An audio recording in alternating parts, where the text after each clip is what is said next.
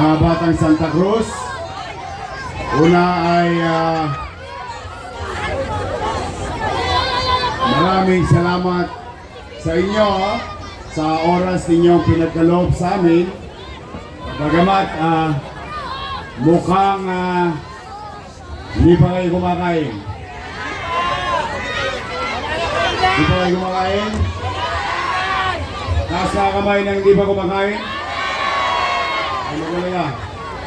Nilipas din yan. Anyway, maraming salamat sa inyo.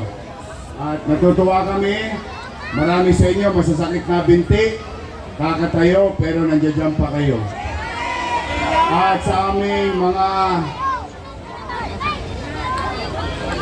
aming mga naabala, pasensya na po kayo. Konti lang tiis. Saglit lang naman to. Hindi naman kami magtatagal. Dala ng pangangailangan, kailangang makausap kayo ng mga kandidato ng Your Best Choice. At hindi naman namin sasayangin ang oras ninyo para makapakinig lang ng mga panira. Wala kayong maririnig na panira sa amin, partikular na sa akin, laban sa mga nandiyan. Bagamat nakalulungkot, magkaganon man, mukhang ako ang almusal nila lagi, ako ang tanghalian, ako ang hapunan. Yung isa naman nakisali pa, ginawa kong pulutan. Nalulungkot na ako na bakit umantong sa ganong bagay na ang isang kandidato kailangan niyang siraan ang kalaban niya, imbis na kung ikaw ay nakaupo, ang tangi mong gagawin ay mag-ulat sa tao kung ano ang ginawa mo at kung ano ang gagawin mo sa kinabukasan. Tama ba? Pero mukhang ibang linya yung gusto nila mangyari. In fact, marami sa inyo rito, most likely, nakausap na nila. Total, hindi pa naman kayo kumain. Yung iba naman sa inyo nakatanggap ng 1,000.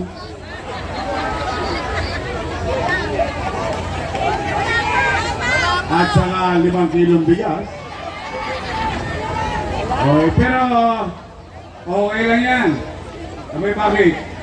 Tanggapin nyo lang ng tanggapin. Total, hindi nyo naman yan hiningi. Binigay sa inyo ng kusa. Tama ba? Sayang din yun, laman tiyan din yun. Ayaw kayong bigyan? Ha?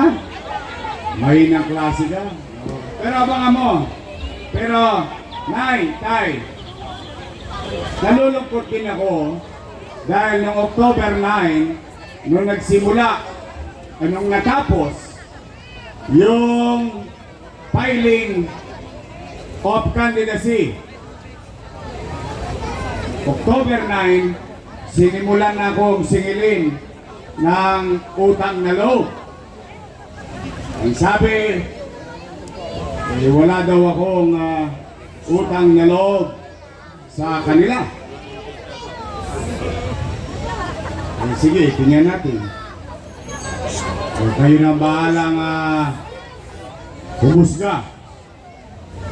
Nay, Tay, ako, personal kong paniwala, ito yung akin lamang, ano? Hindi ko naman kailangan kayo din.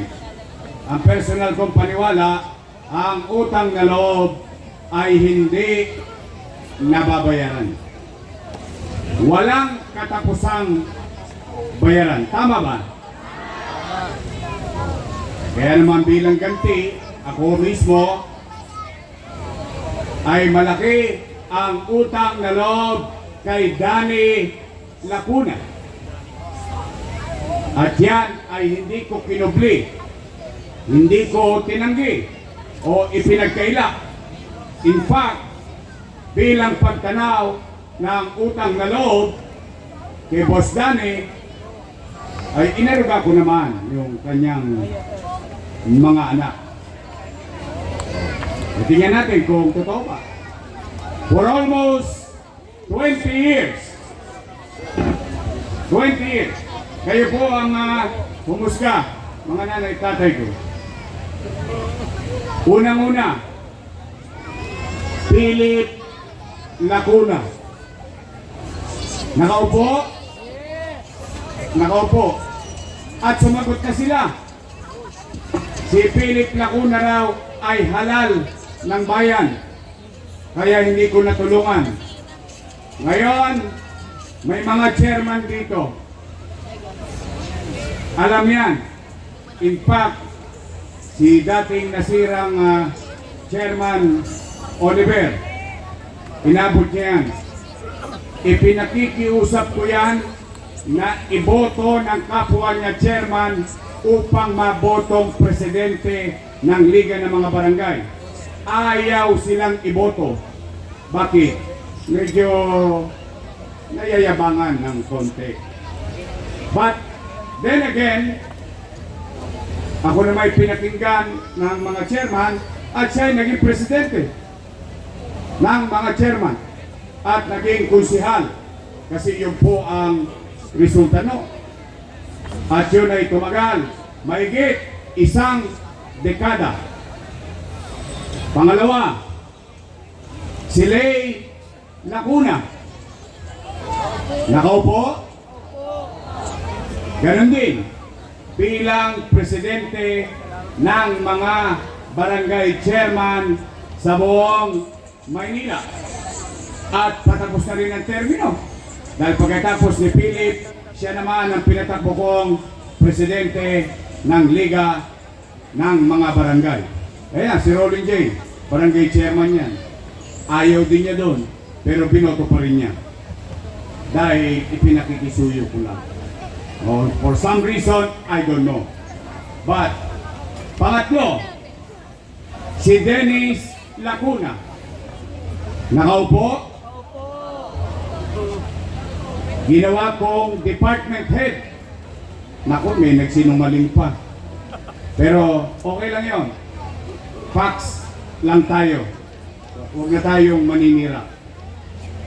Pangapat, Dr. Fox Pangan. Nakaupo? Sino siya? Asawa ni ate. Head ng Manila Health Department. Sino nag-appoint? Hindi daw. Si Alfredo Lim daw. Ipatay na si Mayor Lim nun. But anyway, hayaan natin. Nakaupo ba? At siya ang una kong tatanggalin kapag nakabalik ako sa City Hall. Bakit ho? Galit ba ako sa kanya? Hindi. Galit ako kasi mga batang Maynila, ipagtanong ninyo sa lola nyo, ipagtanong nyo sa lolo nyo, sa nanay at tatay nyo. Yan ang nagpahirap sa mga pasyente sa health center dito sa Maynila. Bakit? Anong ginawa? Saan ka na ba nakakita? Magpapacheck up ka lang sa health center. Kailangan naka-online schedule ka pa. Wow! Sosyal. Eh paano kung wala ka cellphone? Paalam na aking ina. Alam mo, Apol, ikaw lang marunong kumanta.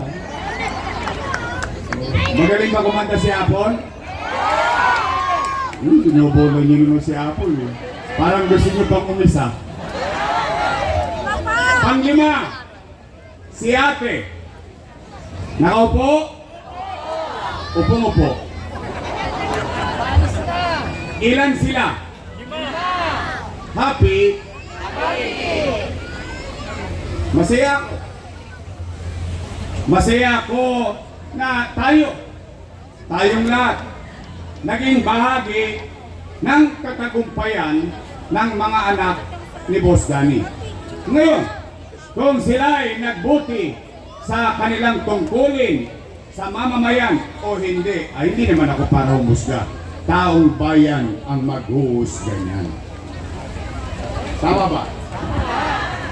O ngayon, Yorme, tatanaw ka pa ba ng utang na loob? Ang sagot ko naman ay oo. Sabi bakit? Pilipino ko. Ganun talaga tayo eh. Dahil sa gusto natin, ang utang na loob walang katapusang bayaran. Oh. Kaya naman, meron lang akong pakiusap. Baka naman kung pwede, sa ibang bagay na lang ako tumanaw ng utang na loob. Abay bakit? May utang na loob din naman ako sa taong bayan eh. Kung wala ang Diyos at wala kayo, wala din naman ako sa kinalalagyan ko. Masama naman ba na dinggin ko yung panawagan at sigaw ng taong bayan? Yung taong bayan na sumisigaw na, bumalik ka na. Bumalik ka na! Bumalik ka na! Bumalik ka na! Huwag niyo masyadong lakasan. Baka masigawan kayo. Taong bayan sumisigaw na bumalik ka na, siya sumigaw, wala na babalik! Napanood niyo? Napanood ko din. Kala ko mapapatig yung related. Bakit sila nagagalit? Bakit sila nagagamba? Bakit sila natatakot? Hindi naman sila may-ari ng pwesto na yan. Pag-aari yan ng taong bayan. Bakit natin pangungunahan na magiging desisyon ng taong bayan? Kung ikaw ay may ginawa at pinupad mo ang iyong tungkulin sa taong bayan, wala ka dapat ipangamba. Pwede ka na matulog dahil kahit hindi ka makita ng taong bayan, iboboto ka ulit ng taong bayan. Nagagalit? Ang gagalaiti? Bakit ba ang pinag-uusapan dito nila ay tungkol sa relasyon namin? Hindi ba dapat ang pinag-uusapan natin dito ay yung relasyon natin at obligasyon natin sa taong bayan? Yung mga politiko, pag maghahalalan, magkakaaway. Yung mga magkakapitbahay, magkakaaway din. Pagtapos ng eleksyon, yung mga politiko, bati-bati na. Magkapitbahay. Away pa rin. Hindi nakamove on. Ano ba sinasabi nila? Araw-araw, pinapatawag kayo, dinadala pa kayo sa Ninoy, sinasakay pa kayo sa bus, sa SM, sa Tutuban. Alam na no? Sa totoo lang sa totoo lang, bawal na yun. Totoo lang. Nung isang araw, nasa rasak. Pero iyan naniniwala naman ako matatalino naman ang mga taga Maynila. 1,000 lang ba halaga nyo? Hindi ako naniniwala doon. Ano sinasabi? Ano sinasabi ng gagalaiti doon? Si Yorme, maraming iniwang utang. Narinig niyo? Sila ba may sabi? Narinig ko rin sige. Pag-usapan natin. Utang. Tingnan natin Nay! Tay! Diyan sa Kotli, mga lolo't lola ko. Dito sa Wawali. Nung binoto ninyo akong mayor, noong 2019, wala kayong narinig sa akin kahit isang beses na sinisi ko yung sinundan kong mayor dahil walang iniwang pera. Wala. Mag-google kayo. Hindi ko sinisi yung nakaraan. Anong ginawa ko? Nag-move kagad ako. Anong ginawa natin? Nilinis natin ng Maynila. Kinakalawit ko yung mga Tolonges. nagdidisiplina tayo sa Maynila. Umaangat na tayo. Kinokopya na tayo sa buong bansa. Naging pulisiya ng DILG yung ginawa natin sa Maynila. Tayo ang naging modelo. Lumilipat na tayo. Bigla tayo nabangga. Boom!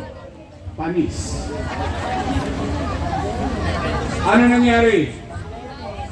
Nagkaroon ng pandemya. Tama mali? Mahulaan ko ba na magkakapandemya? O, anong masamang epekto ng pandemya? Wasak ang ekonomiya.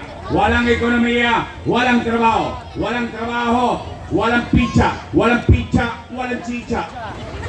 Tama mali? Takot na takot ang mga taga-Maynila. Takot na takot ang taong bayan, hindi lang sa Maynila, kundi sa buong bansa. Na baka sila'y mamatay sa COVID-19, baka sila'y mamatay, dilat ang mata dahil nagugutom na. Anong sinabi ko, mga batang Maynila? Hindi ako ni minsan nagpubli. In fact, ngayon lang kayo nakakita ng mayor sa Maynila. Araw-araw nakikita ninyo ano ang nangyayari, ano ang naganap at ano ang gagawin.